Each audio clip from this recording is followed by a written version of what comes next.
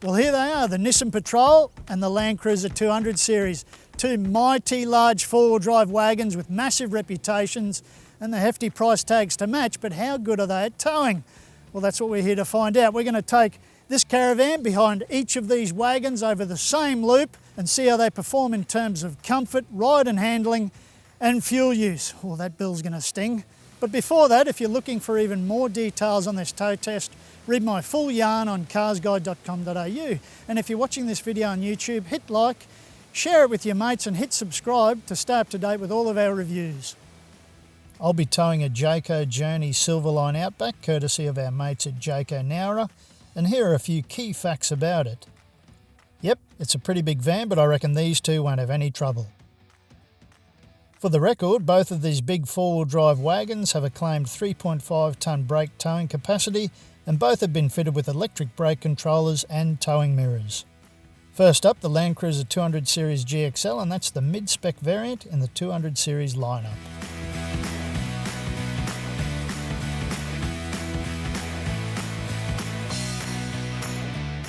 This caravan is well within the Cruiser's 3.5 tonne brake towing capacity, and we're also well under the total maximum weight permissible for this vehicle and caravan. That's the gross combination mass, or GCM, and that's 6,850 kilograms. Keep in mind though that when you're towing, numerous other weight-related factors come into play. How many passengers you have, how much gear you have, what aftermarket equipment your vehicle has on it, and a whole lot more. But if you read our yarns on vehicle weights at carsguide.com.au and keep well under all of the recommended weight limits, you'll stay safe and you'll always be on the right side of the law. We'll cover the Patrol's weights later on.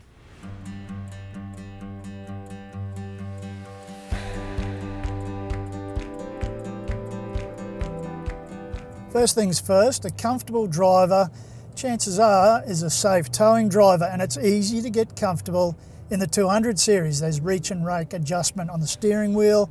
The chair is manually adjusted, but then you can really sort of dial in your position and get set, because towing can be tiring, it can be stressful. It's situational awareness turned up to 11. Your head's always got to be on a swivel. You need to be aware of everything that's going on with the tow vehicle and whatever you're towing behind, whether that's a trailer or a boat or a caravan. And that's a simple thing to do in the LandCruiser, because you can get your position right, be ready, be comfortable in the seats. They're cloth, but they're fine.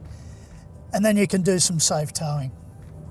And the big turbo diesel V8, you can hear it now growling away as we go up a short, steep hill.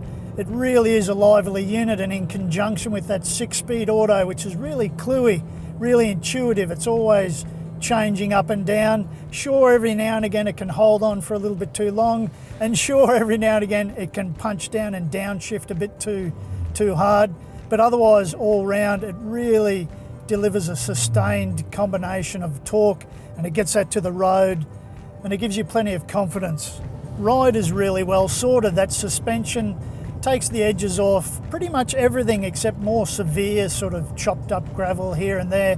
You never really feel the full brunt of this load. I mean, it's almost 2,700 kilograms, 2.7 tonne in the old tongue. You never really feel the full weight of it, the full burden. The Cruiser tends to sort of punch on up short, sharp hills and longer sort of slower inclines, but it really handles the load well. As a towing platform, it always feels like it's right there in the moment, and it's sorting out the caravan, making sure it's all stable and secure.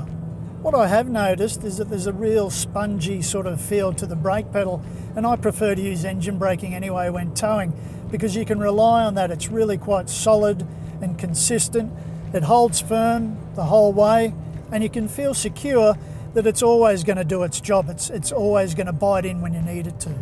One thing to be aware of though, with this big turbo diesel V8 engine grunting away, working away while towing this caravan, is fuel use, fuel consumption. At the moment I'm seeing on the dash 12.6 litres per 100 kilometres, and I think that's a bit of a fantasy. I think we'll be using a lot more than that, because at times up and down steep hills the 200 has had to work pretty hard to get up and over, and I have used some heavy throttle just to keep things moving along.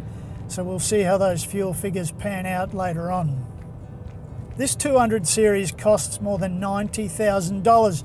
Just take a moment to digest that, because the interior is very basic, it's very simple, there's a lot of plastic everywhere. It's something you'd find in a vehicle that would be a fraction of the price of this thing. But it kind of works in the 200 series because you're buying into the reputation, you're buying into the performance, you're buying into the legendary status. The touchscreen is too small for my liking and lacks the connectivity, the functionality that you'd expect in a vehicle that, again, I don't want to harp on about price, but this thing costs more than 90 grand and you'd expect a lot more in its media unit. But other than that, the cabin is a perfectly reasonable place in which to spend time.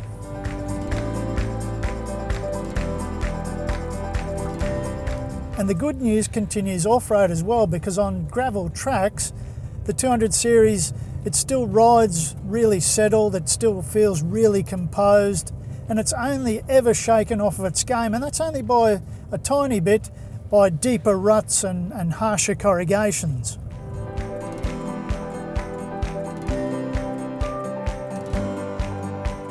Next is the Nissen Patrol, which we have in top shelf Ti-L spec.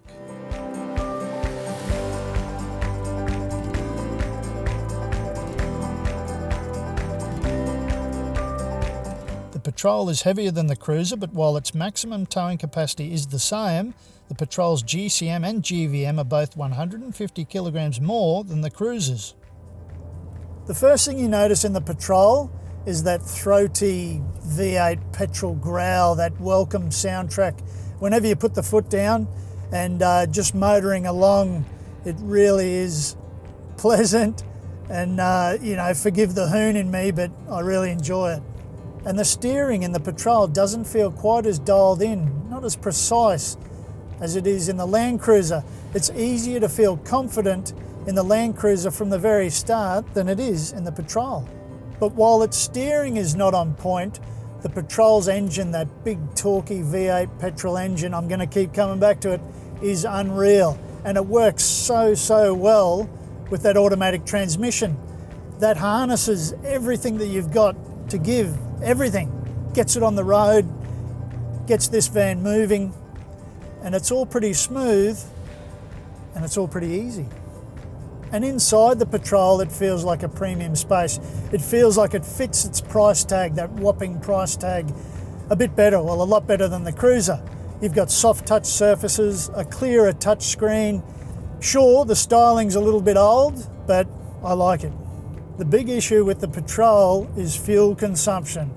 Now, what we're seeing displayed on the dash, it's probably tickling 17 litres per 100 kilometres. Maybe that's right, maybe it's not. We're still showing a range of just over 700 Ks for this tank. This is something you have to really factor in with this big petrol V8. It is going to drink. It's going to drink a lot of fuel. You're going to have to think about fuel stops if you're towing, because you're going to go through the go juice at a bit of a clip. What is a big surprise is the Patrol suspension. You'd think it'd be like driving a couch along the road, but it's not. It really is quite firm. And that's something that I wouldn't have noticed had I not driven the Cruiser and the Patrol back to back.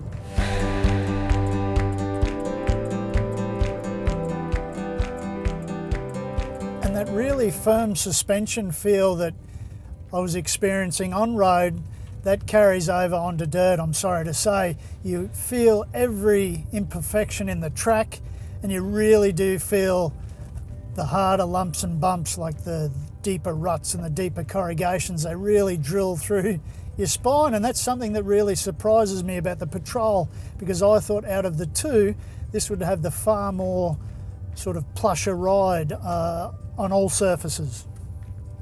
Obviously, towing will always affect your fuel economy, but how much fuel did we use on this test?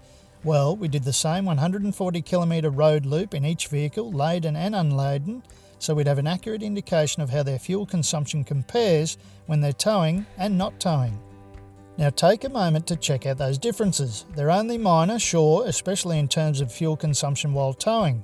But remember, your mileage will be worse than mine, because I drive like a 90-year-old granddad and you've got a heavy right foot.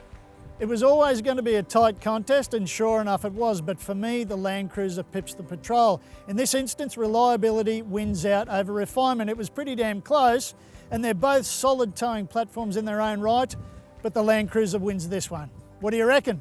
Have your say in the comments section below.